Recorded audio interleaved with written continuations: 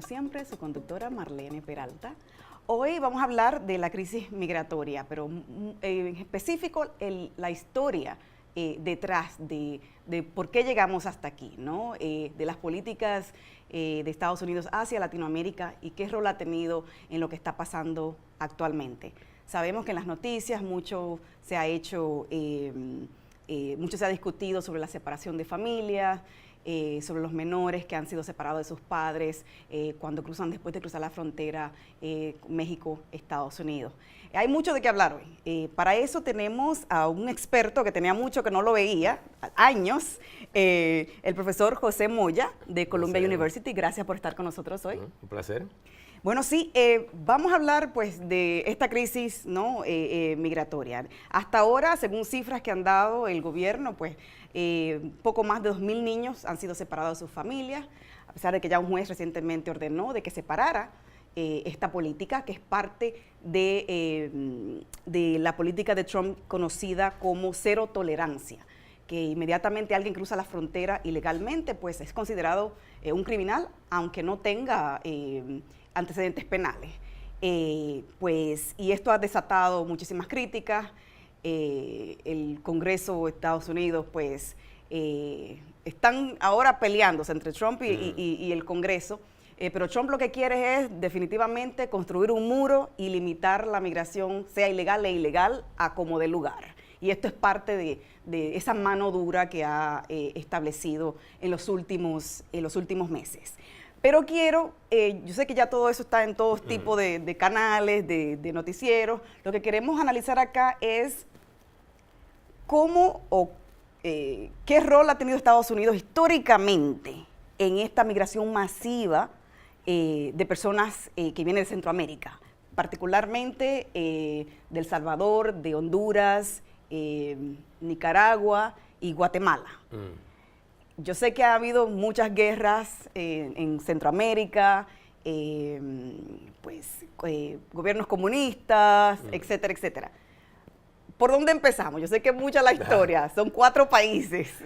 ¿Por dónde empezamos, profesor Moya? Bueno, empezamos casi con la historia de los Estados Unidos, porque las primeras intervenciones de los Estados Unidos militares fueron precisamente en el Caribe, la Dominicana, Cuba, Haití, estos países centroamericanos, hasta Costa Rica, de Costa Rica hacia el norte, que son precisamente de donde están viniendo, desestabilizando estos países. Por mucho tiempo el poder verdadero en estos países eran las compañías norteamericanas, sobre todo lo del United Fruit Company, de ahí el término Banana Republics o repúblicas bananeras, porque eran la compañía esta bananera es la que tenía el poder. Cada vez que había algún gobierno un poco progresista que quería mejorar la situación, le daba un golpe de Estado, porque en parte lo que querían es sacarle más impuestos a las compañías norteamericanas para tener un poco más de infraestructura, etc. O sea, todo esto era por intereses económicos. Intereses económicos. Y los Marines eran un poco como la guardia personal, casi, privada de estas compañías. Era simplemente, después de la Revolución Cubana, entonces empieza a haber también intereses políticos, el miedo de que vaya a haber otras Cubas, que el comunismo se vaya a expandir, la teoría del dominó, que iban cayendo los dominó hasta que cayera México y después los Estados Unidos. Y ahí empezaron también a apoyar dictadores. Somoza era un buen ejemplo, pero otros dictadores, Guatemala. Pero es irónico, que no quieren otra Cuba, pero están apoyando a dictadores. Claro, ¿Cómo así? Exactamente. había dentro de parte del gobierno norteamericano, había las partes que querían apoyar democracia, democracias sociales, programas sociales, como un antídoto al comunismo. Pero había otros que lo que querían es parar lo que ellos veían como el comunismo y no tenían ningún impedimento en apoyar a los dictadores. Pero entonces vamos un poquito a retroceder, ¿no? Y vámonos por países, porque cada país tiene su historia. Claro. Aunque casi todo es el mismo interés. Por lo menos en El Salvador, que es uno de los países que más inmigrantes tiene cruzando la frontera, ¿no? Llegando aquí también de forma ilegal. Actualmente muchos de ellos dicen que llegan a Estados Unidos huyendo de la violencia, huyendo ya sea violencia doméstica, ya sea violencia por pandilla, ¿no? Y eso es algo que antes se podía usar como razón para pedir asilo político en Estados Unidos. Ahora, parte de la política de Trump, ya eso no es permitido. O sea que le estamos cerrando la puerta como de lugar a todos estos países para que no puedan ni siquiera pedir asilo político. Pero, ¿cuál fue la situación de El Salvador? ¿Qué manos ha metido Estados Unidos en un país como El Salvador? El Salvador fue el que tenía una guerra civil en que las armas venían de los Estados Unidos, el apoyo venía de los Estados Unidos, entre guerrilla y gobierno bastante dictatorial a veces, y agresivo y violento. Un poco lo que El Salvador ha pasado de una situación en que la represión y la violencia venía del Estado, o a veces también de las guerrillas, a una situación en que la violencia surge por la falta de control del Estado, ¿no? Entonces, muchos vivieron tantos años en guerra que después una población armada, la economía en mala situación, de soldados o guerrilleros, muchos pasaron a pandilleros y a criminales. Ese es específico. En Nicaragua también los Estados Unidos tenían ahí apoyando a los contras. En Honduras no, necesariamente. En Honduras, yo diría, y en todos estos países tienen tasas de criminalidad y de homicidio más altas del mundo. Sí. Y tiene que ver con la droga, obviamente. Estos países, si lo ves antes de la guerra civil, eran países realmente tranquilos, no había esas tasas de criminalidad. ¿Cómo en qué años estamos hablando? En los años 40, en el caso de El Salvador en los años 60, 70. Solo fue con la guerra que empezó la violencia. Pero esta violencia más reciente tiene que ver más con la criminalidad. En el caso de El Salvador tiene otra ironía, que muchas de estas pandillas salvadoreñas, la Maratrucha y eso, eran pandillas que crearon los inmigrantes, los hijos de los inmigrantes, por lo general los chicos que vinieron pequeños. Pero fueron creadas acá, en Los Ángeles, exacto. En Los Ángeles. Entonces, deportaron a muchos de estos muchachos y entonces llevaron pandillas a donde no había vía. A El Salvador donde no había antes. Después ya se regeneraron en El Salvador por su cuenta, ¿no? Y ya son pandillas transnacionales. Pero hoy en día la situación es creada indirectamente por los Estados Unidos, porque la droga, el incentivo de producir droga y manejar droga, porque eso más bien no son tanto producirlas, sino circuitos. Circuitos, sí. Y esos son los más, al parecer, los más que crean más violencia. ¿Por dónde pasa? No de dónde se produce, sino por dónde pasa. Las drogas se consumen en los Estados Unidos.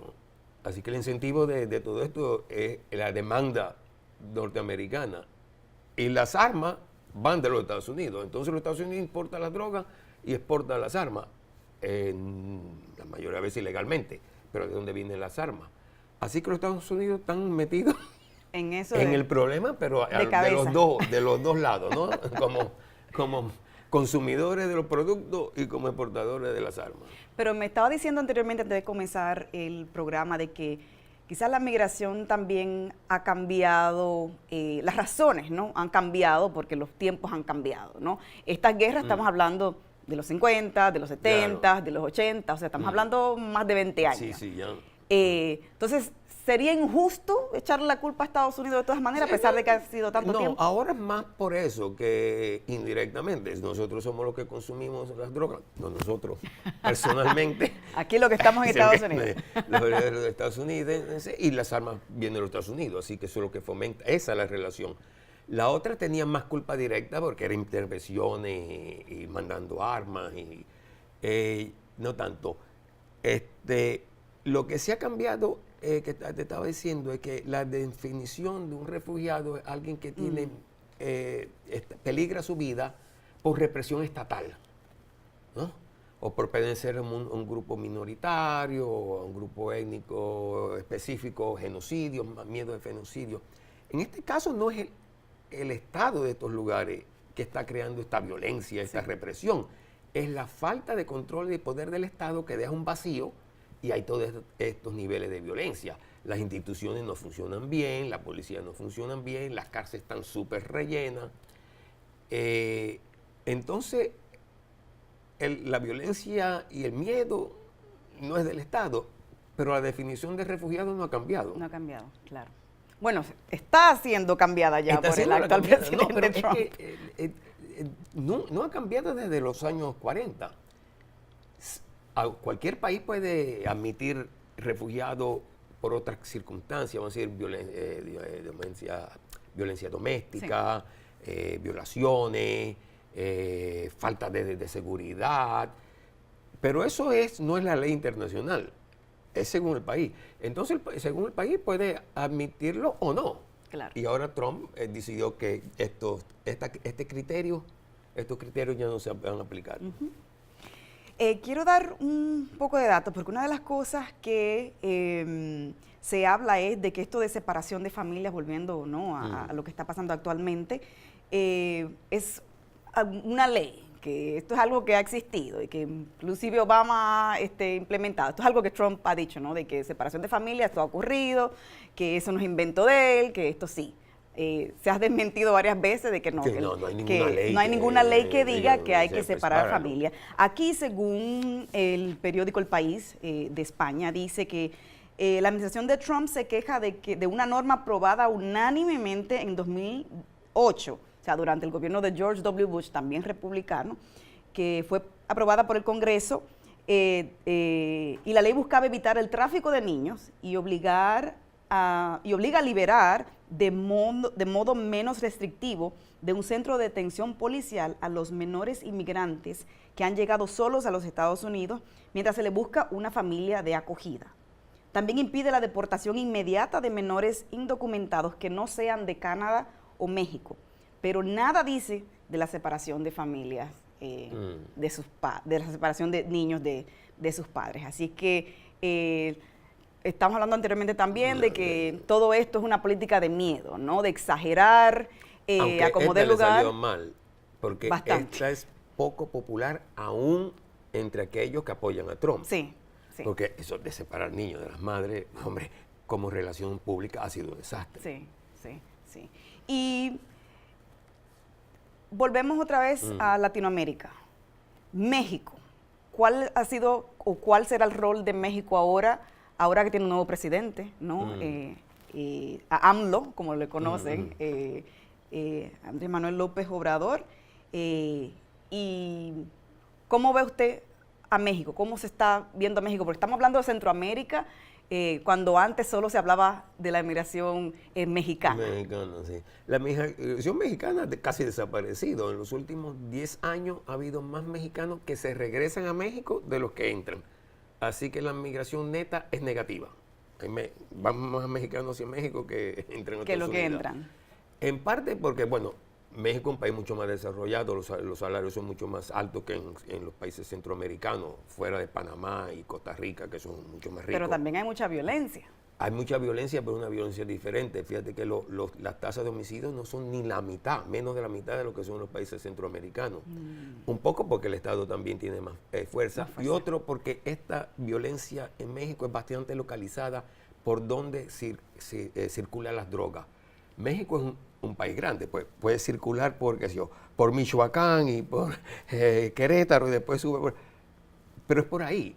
El Salvador, si circula por ahí, El Salvador es más chiquito que Rhode Island, una cosa así. Sí, sí. Es un lugar bien denso y bien pequeño, así que ya no hay mucho espacio por ahí. El negocio, el mercado, la circulación de drogas, el impacto negativo es mucho más grande que en México. Sí. En parte porque el país es más grande, porque México es más grande, porque es más rico, porque tiene más recursos, porque el Estado funciona. Se quejan los mexicanos de lo mal que funciona, pero en comparación con los estados centroamericanos es un estado fuerte. Relación entre Estados Unidos y Latinoamérica bajo la administración de Trump. Sabemos que durante Obama quiso restablecer su relación con Cuba, ¿no? Que eso fue como que la movida más grande que tuvo en cuanto a Latinoamérica. ¿Trump tiene algún interés en Latinoamérica? que hemos visto hasta ahora? Yo creo que Trump no tiene interés en ningún lugar en específico. Es un tipo con bastante poca curiosidad de entender el mundo. Él tiene intereses económicos y tenía en Panamá, pero tiene más intereses económicos en China, en Rusia, aparentemente.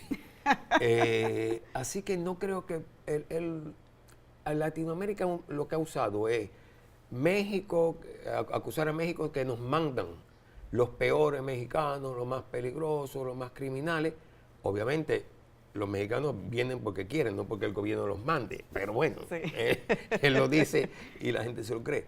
Y asociar a los inmigrantes latinoamericanos, particularmente los mexicanos, porque son los más visibles, la mayoría, 60% de los latinos en los Estados Unidos son de origen mexicano. Sí. Asociarlo con la criminalidad, que es totalmente incierto. Resulta que las tasas de criminalidad de los mexicanos son mucho más bajas, como 4 o 5 veces más bajas las tasas de encarcelación de los mexicanos que las de los norteamericanos nativos. Pero bueno, eso no es secreto de Estado, eso está con irlo a ver en las estadísticas del gobierno de los Estados Unidos, basta. Pero no sé por qué nadie se enteró. Y él sigue dando los ejemplos, estos 2 anécdotas de un migrante mexicano ilegal que estaba preso, lo soltaron y después violó a una mujer y a la madre, una cosa espeluznante. Ese caso es verdad, pero así yo pruebo cualquier cosa. No es de dar un caso y un ejemplo, sino ver los números. Y los números, la realidad es que los mexicanos y los inmigrantes en general tienen tasas de criminalidad mucho más bajas que los nativos, ¿no? Sí. Pero parece que un cuento es mucho más poderoso que las estadísticas, al parecer. Bueno, eso también se lo debemos a cómo tenemos los medios de información ahora, que ya no tenemos como un middle ground, ya no tenemos, creo que, un sitio neutro. Usualmente vamos por el tipo de política que seguimos, o la ¿no? capacidad de analizar. Entonces, claro, el que tiene más mentira es el que gana el debate. Y si vemos hacia atrás, hacia la historia, ¿hay algún presidente o alguna era que podamos comparar presidente Trump? Ha habido otros populistas, así Andrew Jackson en el siglo XIX, pero no, nada como te rompe el molde. No sé, los que lo apoyan seguro que piensan que para bien, no entiendo bien qué será el bien, pero no, es bastante... No. En otros lugares sí, estos presidentes que se lo eligen, pero que tienen aspiraciones dictatoriales y que se creen que la presidencia no tiene límite. Eso sí es bastante común en otros lugares, en Turquía, en las Filipinas, en Rusia, Putin, pero en Estados Unidos ninguno con esas aspiraciones. Pero, y es irónico que lo mencione, porque esos son los países o los líderes al cual él admira y que lo ha dicho públicamente, ¿no? Filipinas, Rusia. Y sin embargo, los líderes democráticos en Canadá, en Inglaterra, en Alemania, los critican. ¿Qué podemos esperar de esta administración en lo que le queda de primer mandato, si es que antes de las elecciones? Yo creo que lo que está salvando al país es que las instituciones democráticas y el imperio de la ley funciona, sí, y limitan la capacidad de cualquier líder de hacer demasiado daño. Hasta ahora eso es lo que ha mantenido el país funcionando, ¿no? Entonces, como el ruido y el espectáculo van por un lado y el país sigue funcionando relativamente, gracias a Dios, o las instituciones del país más que a Dios. Siguen funcionando. Bueno, una de las cosas también que hablando otra vez de las políticas migratorias de Trump, una de las cosas que siempre sigue repitiendo él mismo y sus seguidores, ¿no? De que Obama fue peor en cuestión de políticas migratorias, de que sí batió récord en cuanto a número de personas deportadas, que hasta cierto punto sí es cierto. Según las últimas cifras, creo que fue en mayo de este año, que fue la cifra más alta de inmigrantes deportados y todavía está por debajo de la más alta de Obama, ¿no? Estamos hablando de 50,000 personas y Obama creo que la más alta fue 55,000 individuos deportados. ¿Cuál es su punto de vista entre los dos? Bueno, esto es un poco irónico, porque cuando estaba Obama, lo acusaban de no deportar De no suficiente, deportar. el Partido Republicano y Trump en particular, ¿no? Así que ahora, antes lo acusaba por no deportar suficiente y ahora lo acusa por deportar demasiado. Palo porque boga y palo porque no boga. La otra es que, claro, deportaba más porque había más entradas de inmigración a través de la frontera. Ahora no se puede deportar tanto porque no hay ha bajado mucho. Las entradas por la frontera están al nivel de los años 70 o algo así, no me acuerdo, pero bien baja, más que en el último medio siglo. Entonces, pues, no hay tanto que deportar. Eran diferentes. Obama se concentró en aquellos que tenían algún récord criminal. Sí, buen punto. O echarlos, entraban por la frontera y los deportaban ahí mismo. No buscar gente que llevan aquí tiempo para deportarlos, separar a los niños. Sí. Era diferente.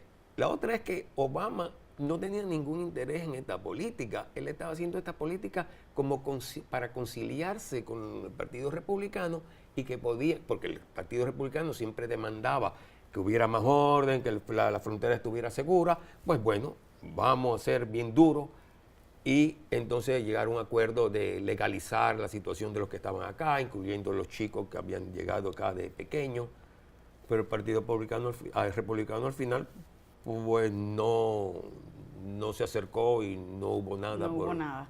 Pues dicen que todo esto que Trump ha hecho también es para forzar a que el Congreso pues apruebe una ley, ¿no? Por el muro. Sí, el muro. Antes eran los mexicanos los que ¿no te acuerdas? Cuando él decía que vamos a hacerlo y México que lo pague. Y cuando Peña Nieto dijo algo de que no iban a pagar, y dijo, ahora el muro se hizo 3 pies más alto.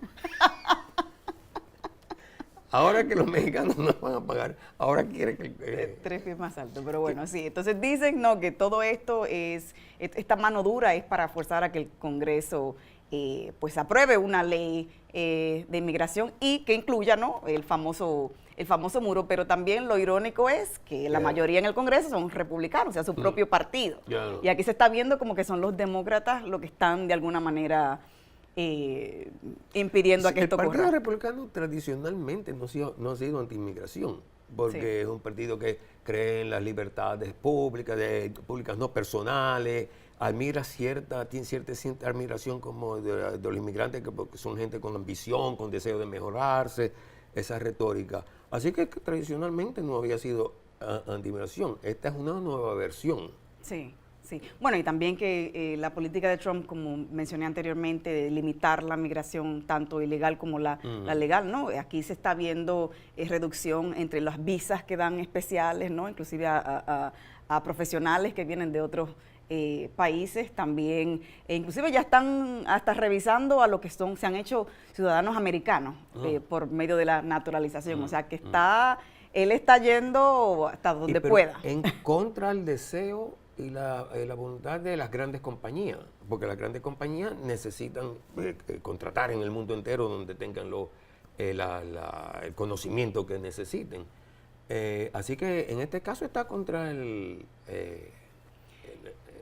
las grandes compañías norteamericanas. Y esa es otra ironía, porque siendo él empresario, pro negocios, ¿no? También le está... Y que contrataba inmigrantes ilegales polacos para que trabajaran de construcción en sus edificios. En sus edificios. Bueno, y según recientemente ha seguido en lo mismo, tratando de conseguirles permisos, ¿no? Para tener a inmigrantes. O a las mujeres. Famoso OT. Las esposas del eran la que tiene ahora llegó como inmigrante ilegal. Con visa. Bueno, sí. Una visa que después trabajó con esa visa cuando se suponía. Claro, bueno, como modelo, que no daban visas especiales para modelar. Pero bueno, se nos acaba el tiempo, nos queda unos 3 minuticos. Entonces, no vamos a esperar nada sobre políticas hacia Latinoamérica de parte de la administración de Trump. No creo, no. Bueno, la otra cosa es el NAFTA y ¿no? El Tratado de Libre Comercio con México.